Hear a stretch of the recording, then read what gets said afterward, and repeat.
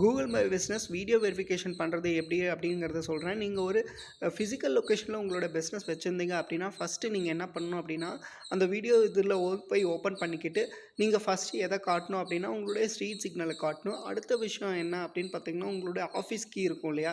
அந்த ஆஃபீஸ் கீயை காட்டணும். அந்த ஆஃபீஸ் கீ அது வந்து ஓப்பன் பண்ணணும். அடுத்து வந்து ஆஃபீஸை ஓப்பன் பண்ணணும். ஆஃபீஸ் ஓப்பன் பண்ணி நீங்கள் வந்து போர்டு வச்சுருப்பீங்க இல்லையா?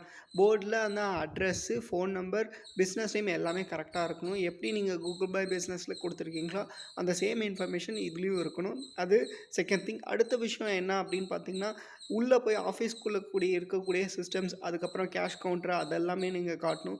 உங்களுக்கு டிபெண்ட்ஸ் அப்பான் த பிஸ்னஸ் உங்களுக்கு வந்து வேரி ஆகும்.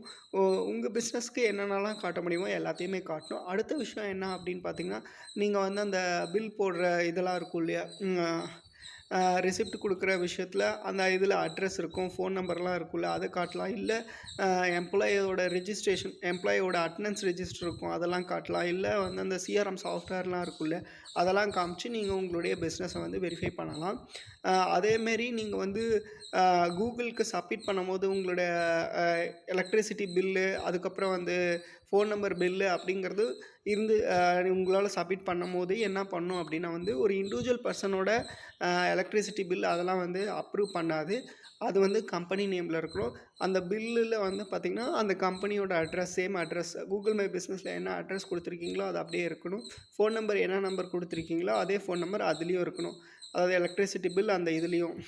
உங்கள் கூகுள் மை பிஸ்னஸும் சஸ்பெண்ட் ஆகிருக்கு, அதை ரெக்கவர் பண்ணி கொடுக்கணும் அப்படின்னா என்னை காண்டாக்ட் பண்ணுங்கள். இல்லை கால்ஸ் கம்மியாக வந்துட்டுருக்கு, கூகுள் மை பிஸ்னஸ்லேருந்து கால்ஸ் கம்மியாக வந்துட்டுருக்கு, உங்களுக்கு கால்ஸ் இன்க்ரீஸ் பண்ணணும் அப்படின்னாலும் என்னை காண்டாக்ட் பண்ணுங்கள், நான் உங்களுக்கு பண்ணித்தரேன்.